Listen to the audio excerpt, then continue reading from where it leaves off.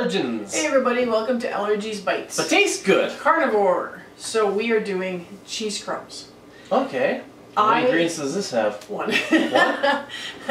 I really debated over doing this because we just had a grilled cheese sandwich.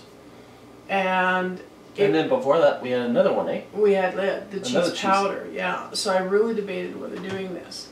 And then I got a message this morning on YouTube and I'm like, okay, you know what? This has to be done. Okay. Have to do this, and we're going to do 2 recipes this week. Oh. Yeah, 2 carnivore recipes. The next one is going to use this ingredient in it, so that's why we have to get this one out first. Okay. So come on in, let's do this. Awesome. Okay, so you need a knife and you need cheese. Yeah, your humble block of cheese there. Yep, and all you're going to do is cut probably about between 1/8 and 1/4 of an inch of slices. Make sure your knife is sharp. I just sharpened this thing last night. I have to sharpen it again. So cut enough to fit on a baking sheet. So we're just going to layer them on a pan. Not too close? No, you want them to be able to spread some. And it's going to be a 350-degree oven that you put them in. Try to have them approximately the same thickness. I know it never happens. But the reason we did this... Oh, if they get too thick, you can just eat it. Well, that you could do too. The reason we did this is because I was using wisps. Yeah? And I was grating up wisps and I was using those as cheese crumbs. We can't get the original wisps that we were getting at Costco. And all we can get is the hot ones. And I promised people recipes that had the wisps in it. And then there's some people that can't get them. So I thought if we make this, that's what we're making kind of, is... The wisp crumbs, eh? Yeah. Okay. And it's cheaper than the bags of wisps that they're selling now. So, okay, we're going to wait for the oven to start and then we'll put this in the oven at 350. Okay, so I put in for 15 minutes and then I check it, and usually it's about 2 to 3 minutes after that. You want them to look like this. You don't want them too dark. Yeah, you got some very dark, crispy ones there. Yeah, well it happens because it's hard to slice the same width. You can use a mandolin if you want, but I just use a knife. Yeah. So you want to get the grease off. It's hot, so be careful. So I know there's people that have done it up to here and then they leave it and this is their snack.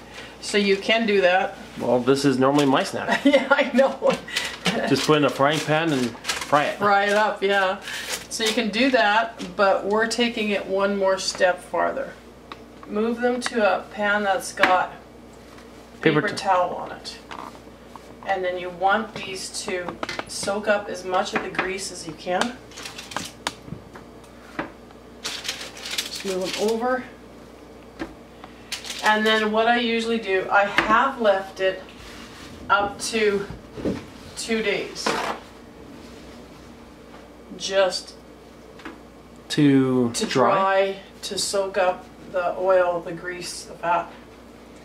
So I have left it 2 days, but now I've just started leaving it overnight. Okay. So we'll leave this overnight and we'll see you tomorrow when we finish them off. Okay, good morning. We are back with our cheese crumbs. Now, I did 3 different kinds yesterday. The kind we showed you, this kind, which is Monterey Jack. I think it's like peppercorn jalapeno or something, because that's the kind we can only buy now from Wisps. So I thought we'd do one of these up, and I also did a Gouda. So I have them sitting all on top of each other, so the pans are kind of squishing the pans down. Okay. Okay, so when you take this one off, there's the one we did yesterday, and you can see how much grease it's soaked up yet. Okay. Those are toastier. They are. There's a big difference in toasting them. Some take 15 minutes and a little bit more, and some take 18 minutes and you've got grease everywhere. Some you don't have grease anywhere. Yeah. So it depends on the cheese, but go with the 15 minutes and then go from there up with whatever cheese you're using. So we're just going to take these guys off and we're going to put them in our food processor. Okay, so I'm just going to throw them in here and let her go.